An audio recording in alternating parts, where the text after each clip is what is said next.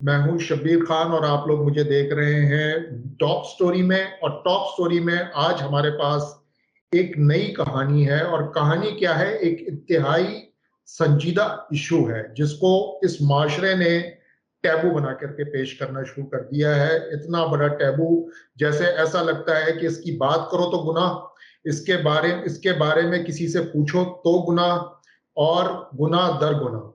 तो इस सिलसिले में मेरे साथ बात करने के लिए मौजूद है मोहतरमा सहर बुखारी साहिबा। लिटिल आर्टिस्ट इनकी एनजीओ है, उसके लिए काम करती हैं, उसकी फाउंडर हैं। अभी रिसेंटली उन्होंने बच्चियों के बारे में एक अच्छी सी किताब लिखी है, और girls guide to growing up इस किताब का नाम है। तो उनसे बात कर लेते हैं। अस्सलाम वालेकुम सहर, कैसी हैं आप? वालेकुम अस्सलाम जी, आई एम गुड अल्हम्दुलिल्लाह, आप बताइए। बस अल्लाह का शुक्र है। अच्छा, पहला सवाल मेरा आपसे ये होगा कि ये जो किताब आपने लिखी, girls guide to growing up, इसका आइडिया कहाँ से आया? इसका बेसिकली पूरा कॉन्सेप्ट है क्या? ये जरा हमारे नाजरीन को बता दीजिए। तो I remember back in the day 2006 के अंदर a brand had actually introduced a very little guide book, और मैंने अपने बचपन में देखी थी, and I used to, because we were a part of that campaign. I can't take the name of the brand, but we were in school, एंड हमारे school में भी वो आए थे कैंपेन करने के लिए। एंड मेरे पास वो बुक थी, वो बुक मुझे आज तक याद थी, but I never saw that book again in any curriculum या इन एनी स्कूल। या वो कैंपेन्स को बिल्कुल खत्म कर दिया था, जैसे आपने कहा कि एक टैबू बन गया है इसके बारे में बात करना भी। So here I am trying to break all taboos, all stigmas, और without any hesitation, without any हिचकिची, मैं सोचा कि why not, this is something very mandatory, क्योंकि चाहे आपकी हाउस हेल्प क्यों ना हो, चाहे वो डोमेस्टिक लेबर आपकी क्यों ना हो, चाहे वो कोई रूरल एरिया में पढ़े या ना पढ़े हुए अनएजुकेटेड लोग हों, उनको इस चीज़ की अवेयरनेस लेना बहुत ज़रूरी है। और book is a communication barrier between parents and children and teachers and students. Because ऐसे होता है, आई एम श्योर आपके भी बच्चे हैं, ऐसे होता है कि specially when single fathers, it becomes a very huge issue to talk about this topic, given our culture does not, हम समझते हैं कि हमारा कल्चर अलाउ नहीं करता, हम समझते हैं, लेकिन एक्चुअली सोसाइटी उसको प्रेशराइज करके इस पॉइंट तक ले आई है कि इस बात के ऊपर बात नहीं की जाती। बात करना ज़रूरी इसीलिए है कि हाइजीन तो आपका मज़हब, हमारा मज़हब इस्लाम कहता है कि पाक और साफ चीज़ को आप ज़्यादा अहम वो चीज़ दें। तो इसी हवाले से मैंने ये गाइड बुक लिखी, not only focusing on children और girls, but everyone in general. And given the times like these, especially जब flood आ गया है, I thought this was the right time to launch the book. एक तो I was waiting for back to school शुरू हो जाए, तो it's the right marketing campaign.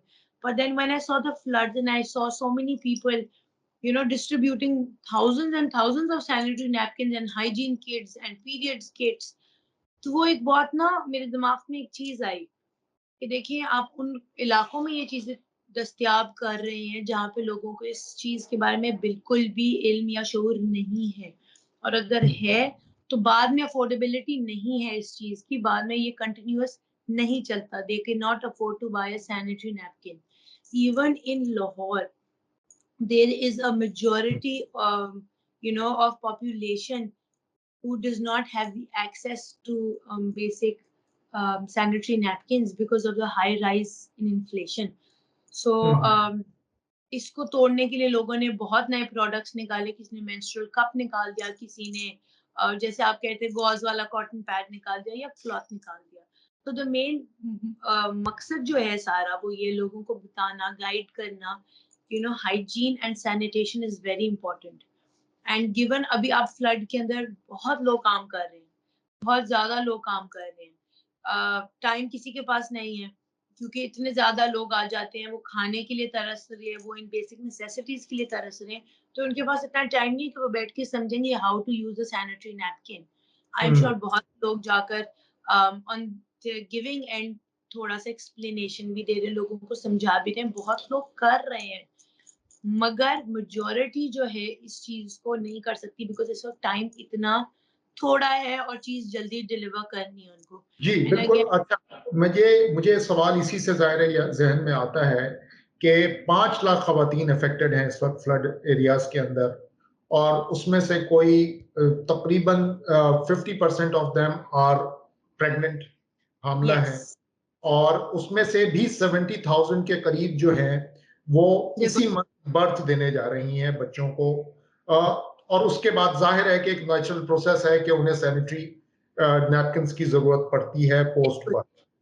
तो अब जाहिर है कि जब उनको खाने के लाले पड़े हुए हैं उस इलाके में, तो उनको तो सैनिटरी नैपकिन्स और पैड्स कहाँ से अवेलेबल होंगे? What will be the alternate of that? What do you suggest कि क्या उनको किस तरह से इसको फेस करना पड़ेगा और उसके लिए क्या मुश्किलें आ सकती हैं उनके लिए? देखिए सबसे पहले तो इस चीज को अंडरस्टैंड करना है कि ये लोग आर नॉट, इनको आदत है, they know how to go about it because ये सिर्फ अब फ्लड में हम जाके जरा ज्यादा फोकस करेंगे जी फ्लडिंग हो गई तो उनके पास ये बेसिक नेसेसिटीज नहीं है, पहले भी नहीं थी क्योंकि ये रूरल एरियाज हैं, इनके पास ऑलरेडी फैसिलिटीज नहीं थी and they were already using cloth as an alternate to a sanitary napkin. अब जब लोग सैनिटरी नैपकिन दे रहे हैं, अगेन वही बात है कि हमारे यहाँ पे बड़े बड़े हॉस्पिटल्स में पोस्ट डिलीवरी केयर के टाइम पे भी, पब्लिक हॉस्पिटल्स हो जाए या प्राइवेट हॉस्पिटल्स हो जाए, these things are not provided, you have to buy them yourself। तो रूरल एरियाज तो फिर बहुत दूर की बात है। रूरल एरियाज तो आप देखिए ना, they know how to survive, but the problem is जब आप इनको सैनिटरी नैपकिन इस वक्त डिस्ट्रीब्यूट कर रहे हैं, एक साइकिल शुरू होगा इन्फेक्शियस डिजीज बनने का। वो कैसे होगा? दैट सैनिटरी नैपकिन बिकॉज जिसकी उनको आदत नहीं है, वो उसको फेंक देंगे उस गंदे पानी में। उस गंदे पानी से लोग नहीं, जानवर खाना खाएंगे, जानवर एक साइकिल शुरू हो जाएगा। वो साइकिल ऐसे शुरू होगा कि करते करते उन्हीं लोगों ने उन्हीं जानवरों को खाना है, वो उनकी सोर्स ऑफ फूड बनेगा and that will create another infectious diseases जिसके ऊपर भी हम काम कर रहे हैं वेरी क्लोजली। कि एक सही। प्रोजेक्टेड फोरकास्ट हम निकाल रहे हैं कि आप इतनी मेहनत कर रहे हो तो why not raise awareness on hygiene and sanitation at the same time. बिल्कुल ठीक है। अच्छा, जाहिर है आपने ये बुक लॉन्च की है और बच्चियों के लिए लिखी है, और आप कह रही हैं कि जाहिर है कि एक अवेयरनेस कैंपेन है। आप यकीनन इसको तालीमी इदारों में लेके गई होंगी, कॉर्पोरेट सेक्टर में लेके गई होंगी। कितनी वेलकमिंग आपको फील हुआ है कि बच्चियों ने इसको वेलकम किया है? Because we are a very much जिसको कहते हैं ना कंजर्वेटिव एंड पेट्रियार्कल सोसाइटी। ये इस टेबूज को ब्रेक करना बड़ा मुश्किल होता है। बच्चियों को शायद उनका दिल भी चाह रहा हो, लेकिन वो अपने घर की तरफ से कुछ इस तरह के प्रेशर में होती हैं कि वो ऐसी किताबें शायद लेके भी ना जाएं घर, उसको पढ़ें भी तो छुपा के पढ़ें। तो कितनी आपको लगा है कि बच्चियां दिलचस्पी ले रही हैं, कि उनको ये समझ आ रही है कि ये पढ़ना भी जरूरी है और इस पे अमल करना भी जरूरी है? देखिए जी, सबसे पहले जब बच्चों की बात आती है ना, उससे पहले हमें जितनी भी टीचर्स हैं या जितना भी एडमिनिस्ट्रेशन डिपार्टमेंट है of university, schools and colleges, because we are not limited just to schools जहाँ पे लड़कियां हैं, we want to cater to the whole audience, क्योंकि ये सारे वो लोग हैं जिनके बच्चे बच्चियां उन्हीं स्कूल्स में पढ़ती होंगी। तो जब तक हम उनको एक्सप्लेन नहीं करेंगे कि हमारा मकसद क्या है, एजुकेशन करिकुलम में हम इस बुक को लेके आने के लिए इस वक्त काम कर रहे हैं, because this book needs to be, this manual needs is a necessity, it's not a need, it's not it's a need, it's not a want. जिस चीज ठीक को है। अंडरस्टैंड करना सबसे पहले बहुत जरूरी है कि ये एक बेसिक गाइडेंस है जो ग्रेड 4 और 5 के बच्चों से ही शुरू हो जानी चाहिए, जिसके अंदर हम एक एक चीज पिक्टोरियल से भी समझाते हैं। हम इसके अंदर जब बात करते हैं, we talk about everything, we tell you कि क्या प्रोसेस है, पर्सनल हाइजीन क्यों इम्पोर्टेंट है। आपने जैसे बात की कि जब हम इदारों में जाते हैं, स्कूल्स में, तो बच्चियां बहुत खुश होती हैं बिकॉज ये एक ऐसा स्टिग्मा बन चुका हुआ है। जैसे आपने बात की कि लोग ओपनली बात नहीं कर सकते, बच्चियां भी शर्माती हैं बिकॉज एक कल्चरल बैरियर बीच में आ जाता है। So it's just a book, this is why it's just a book, it's a manual. ये आप लें, जरूर लें, doesn't cost too much. Public schools में या कहीं पे मैं लोगों को खुद कहती हूँ कि if you want to become a donatee or you want to become a donor, कि आप, because public school के बच्चे cannot afford any sort of unless the school itself is providing them with the facility. लेकिन वो तब तक नहीं होता जब तक हमारे साथ तालीमी इदारे जो एजुकेशन सिस्टम है वो हमारे साथ ऑन बोर्ड ना हो। तो इसीलिए अभी हम इसको प्राइवेटली इंडोर्स कर रहे हैं because of this reason to get our message out throughout as much as possible. अगर आपने देखा होगा कि we are trying to do a mass marketing, यानी कि पब्लिक कैंपेन्स हम लेके चल रहे हैं through TV shows, news channels, आपके साथ इंटरव्यू कर रहे हैं because we want कि हम ऑडियंस को समझा सकें this is not just for girls.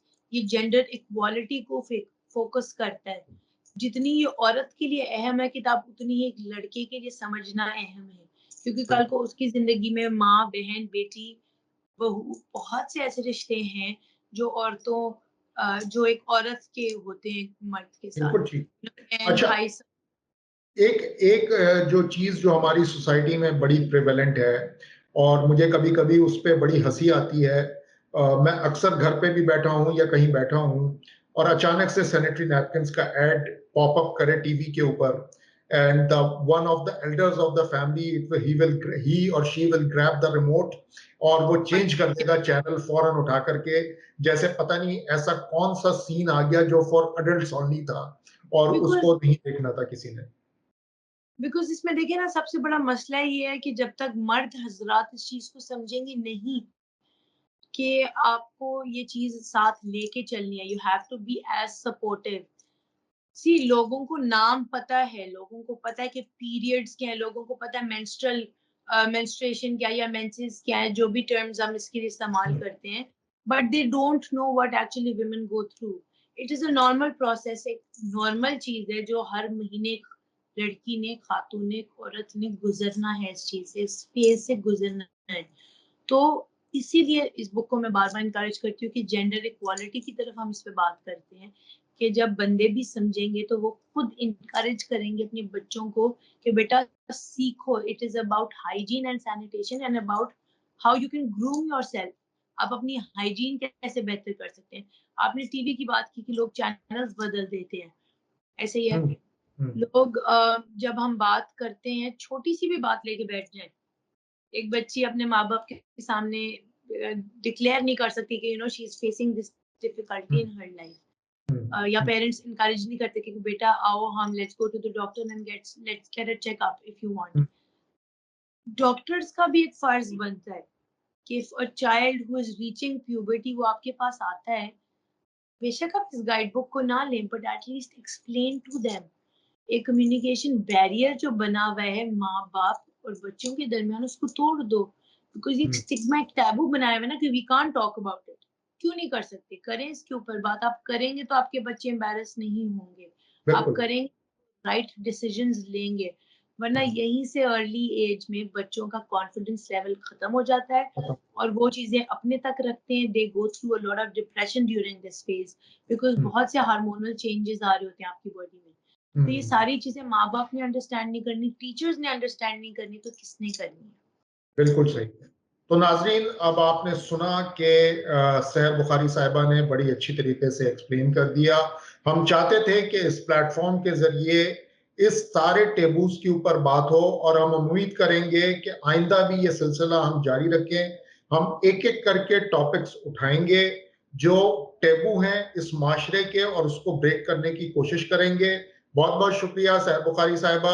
इंशाल्लाह आपसे दोबारा जरूर बात होगी और हम ऐसे ही मौजूआत के पर आपके साथ कंसल्ट करते रहेंगे। Thank you very much. बहुत शुक्रिया नाजरीन, thank you very much join करने के लिए। मुझे इजाजत दीजिए, खुदा हाफिज।